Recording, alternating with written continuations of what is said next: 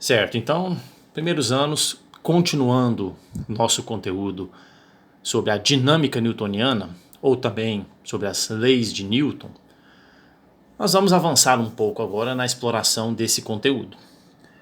Na aula passada, nós trabalhamos com o enunciado das três leis de Newton, né, o que elas significam, como que nós enxergamos elas atuando, né, existindo em processos de aceleração de objetos, né, pois a ação de uma força que é capaz de fazer com que um objeto acelere.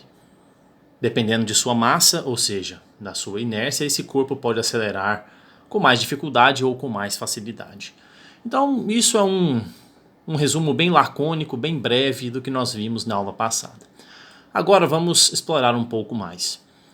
Lembrem-se que os problemas que nós fizemos na primeira lista eram todos problemas com apenas uma força atuando. Então, se existia apenas uma força atuando no objeto, era bem simples, era só pegar essa força, colocar aqui e calcular o item que então estava faltando. Já que existia apenas uma força, esse item força aqui se referia a apenas uma força então, né? Uma ação. Pois bem, mas é óbvio que nem sempre será tão simples assim. Um corpo, uma partícula, pode estar submetida à ação de várias forças. Então, como que nós vamos fazer se tivermos várias forças atuando sobre um objeto? Como que essa equação da segunda lei de Newton será usada se ao invés de uma única força tivermos várias? Bom, aí é o seguinte, primeiro de tudo, esse termo F aqui é um termo de força resultante, ou também chamado de somatório das forças. O que isso quer dizer, pessoal? Quer dizer o seguinte, que quando um corpo está submetido à ação de várias forças, o que importa é a resultante dessas forças. O que importa é o efeito final. Se essas forças forem numa mesma direção, uma colabora com a outra. Se elas forem forças opostas, uma se opõe à outra. Então, o que importa aqui é que nós saibamos identificar a força resultante, ou seja, o efeito líquido, o efeito final, o efeito resultante da ação de todas as forças que estão atuando sobre o objeto. Para isso, para descobrir então a força resultante e poder usar a segunda lei de Newton, nós vamos ter que ver alguns conceitos de álgebra vetorial. Por que álgebra vetorial? Porque força é vetor. Nós vimos no semestre passado, em uma das aulas, a diferença entre grandezas escalares e grandezas vetoriais. Então lembrem-se, grandezas escalares são aquelas que eu defino apenas com um valor numérico e uma unidade de medida, como por exemplo a massa. A massa do objeto é uma grandeza escalar. Eu simplesmente digo 5 kg ou digo 10 gramas. Pronto, eu já disse tudo que eu preciso, pois massa é uma grandeza escalar. Já a força e a aceleração são grandezas vetoriais. Além do valor numérico e da unidade de medida, como tem aqui a unidade da aceleração, metro por segundo ao quadrado, e também da força em newtons, eu preciso dizer a direção e o sentido, porque são vetores. Quando eu vou fazer um projeto de algum equipamento ou de alguma edificação, por exemplo, eu tenho que saber para onde as forças estão apontando. Porque a força tem que estar apontando na direção que eu preciso. Eu tenho que ordenar as forças na direção e sentido corretos. Certo? Então, força, aceleração e entre outras grandezas são vetores. Além do valor numérico e da unidade de medida, você tem que dizer a direção e o sentido. Certo? Então, vetores, eles têm um tratamento matemático um pouco diferenciado. Não é simplesmente como nós fazemos com os números, né, com os escalares. Às vezes as operações demandam uma análise um pouquinho mais complicada. Então vamos para esta análise agora. Vamos introduzir aqui a álgebra vetorial. Bom, então vamos pegar aqui a seguinte situação, pessoal. Aqui é o plano cartesiano, certo? E aqui então eu vou colocar alguns vetores no plano. Vamos pegar aqui um vetor A, e colocar aqui. Vejam, pessoal, que o vetor, conforme eu falei, ele tem módulo, direção e sentido. Módulo está identificado aqui, né? Esse vetor tem módulo 10. Veja que se eu aumentar o comprimento dessa seta, isso indica que o módulo do vetor está crescendo. Percebam? Conforme eu aumento a seta, isso indica que o módulo do vetor está crescendo. Direção e sentido. Bom, nesse caso aqui, vemos claramente que esse vetor está na horizontal, né? Essa é a linha de ação, e ele aponta para a direita, para o sentido positivo do eixo X. Então esse vetor está caracterizado dessa forma. Ele tem um módulo 13, como vocês estão vendo aqui, está na horizontal e sentido para a direita. Eu posso pegar um outro vetor B, por exemplo, colocar aqui, e analisar que esse vetor B também está na horizontal, né, mas este tem sentido para a esquerda. E tem a magnitude dele, né, o módulo dele é 10. Então, vetores têm essas características, né, como eu falei. Módulo, direção e sentido. Bom, então como que nós vamos aplicar isso nos nossos problemas de dinâmica? Forças são vetores, então essa representação serve perfeitamente para modelarmos forças. Isso aqui poderia ser muito bem uma força de 13 newtons e essa aqui uma força de 10 newtons. Bom, imagine um objeto, pessoal, que está submetido à ação de uma força. Vamos supor que seja só essa força aqui de 13 newtons. Bom, se é só uma força, ok. Nós sabemos então tudo o que precisamos sobre a força que atua no objeto, é 13. Agora, se tivesse uma outra força puxando um bloquinho, no mesmo sentido, vamos supor que eu tenho essa configuração aqui. Imagine que eu tenho um bloco aqui e duas forças vão atuar sobre ele, essa de 13 e essa de 5. Bom, são duas forças, né, para puxar o bloco.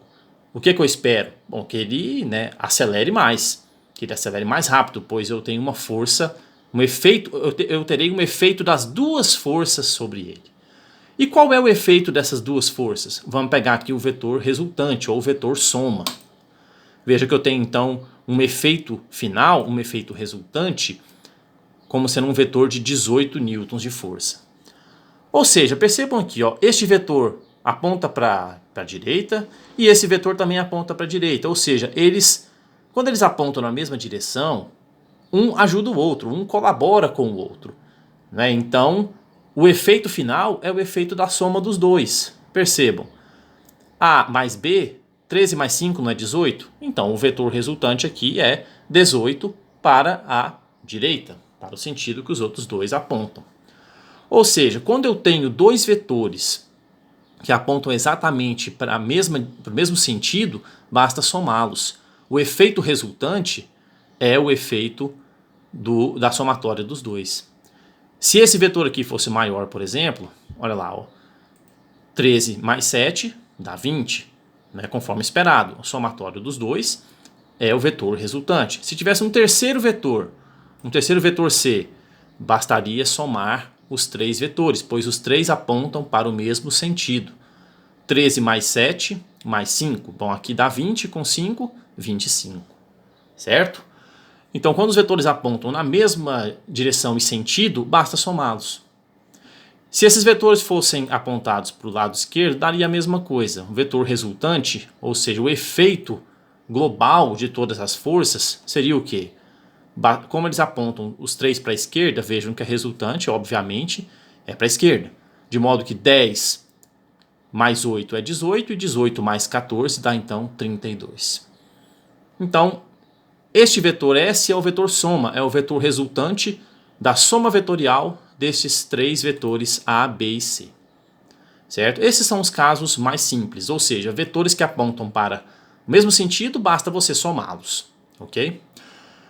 Bom, se isso aqui fosse na vertical, seria a mesma coisa, pessoal. Você teria para cima é o sentido positivo, né? Para baixo é o efeito é o sentido negativo, então você teria aqui, né, vetores resultantes para cima e vetores resultantes para baixo. Não vou me estender muito nessa parte não, porque essa é de fato bem simples, né? Só temos que entender que quando os vetores apontam para o mesmo sentido, basta somá-los, ok? E se eles forem concorrentes? Então agora vamos melhorar um pouco a situação. Vou tirar esse vetor C, tirar esse vetor C daqui. Vamos imaginar a situação com dois vetores concorrentes. Vejam bem, vou colocar o vetor A para cá. Vou puxar esse vetor mais para cá. Vamos colocar eles concorrentes. Veja o que ocorre. Eu tenho aqui então um vetor de 16 que aponta para a direita e um vetor de 9 que aponta para a esquerda. Agora vejam, por que o vetor resultante, ou seja, o efeito final, o efeito combinado das duas forças, deu 7? Porque quando os vetores têm a mesma linha de ação, no caso aqui ambos estão na horizontal, né? Os dois estão na horizontal, mas um aponta para a direita e o outro aponta para a esquerda. Sentidos opostos, né? Então, vetores com sentidos opostos, você faz a subtração deles, subtração de um pelo outro. Este vetor A, vejam que o módulo dele aqui é positivo, tá vendo? Porque ele aponta para a direita, o sentido positivo do x. Esse vetor 9, ele tem, tá vendo que ele é negativo? Por que ele é negativo? Porque o nosso sentido negativo é para a esquerda. Então isso aqui é só uma questão de orientação, positivo para a direita, negativo para a esquerda. Então olha só, se esse vetor é negativo, implica que isso aqui vai ser uma subtração, né? Quando os vetores estão em sentidos opostos, você subtrai eles. Então 16 menos 9 fica 7, correto? E 7 para onde? Bom, o vetor maior não é o positivo, o 16, então a resultante aponta para cá. É a diferença entre os dois vetores, só que a direção do vetor, o sentido do vetor soma fica sendo para o vetor de maior módulo, né? Já que esse aqui é maior. Então 7 para a direita. Bom, se fosse o contrário, se fosse, por exemplo, o vetor A, 16, para esse sentido, e o vetor B, 9, para esse sentido, você simplesmente inverteria, né? Veja aqui que daria, esse vetor agora é negativo, é menos 16, esse é 9, positivo, mas o efeito final é o quê? É 7 para a esquerda, tá vendo? 7, negativo.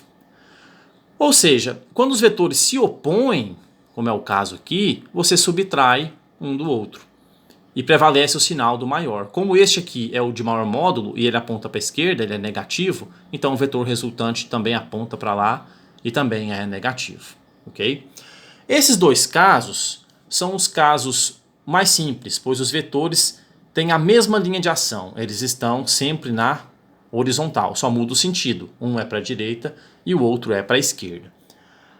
Então a resultante fica calculada dessa forma. Se ambos forem para o mesmo sentido, você soma, como é o caso aqui. Se forem em sentidos opostos, subtraia um do outro. E aí você tem o efeito resultante. Podemos ter 2, 3, 5, 10, 15, infinitos vetores, tá? Vale a soma final de todos eles. Agora vamos passar para uma parte que vai complicar um pouquinho. Porque por enquanto os meus vetores estão todos na mesma linha de ação, quando eu falei. Mas aqui isso é um plano cartesiano. Eu posso ter vetores com quaisquer orientações. Aí a coisa vai ficar complicada. Como que eu encontro o efeito resultante? Né? O efeito global de todos os vetores atuando. Vamos ver agora. Então agora vamos colocar vetores no plano, certo? Em duas direções. Vou começar pelo caso mais simples, que seria esse aqui, pessoal. Ó. Um vetor fica na horizontal, como é o caso aqui. Vou colocar o valor dele. 15 esse vetor aqui. Eu vou colocar agora um vetor B na vertical. Vou colocar ele aqui, ó. Vou colocar ele aqui com o módulo 9 para cima. Olha só, esse é o caso um pouquinho mais complicado. Dois vetores perpendiculares. Por que perpendiculares? Porque o ângulo entre esses dois vetores é um ângulo reto, não é? É um ângulo de 90 graus. Então são dois vetores perpendiculares. Bom, este puxa para a direita, este puxa para cima. E aí, qual é o efeito resultante desses dois vetores? Se eu colocar aqui o vetor resultante, vocês vão perceber a seguinte situação. O vetor resultante é um vetor que aponta... Deixa eu colocar o jeito que eu quero aqui.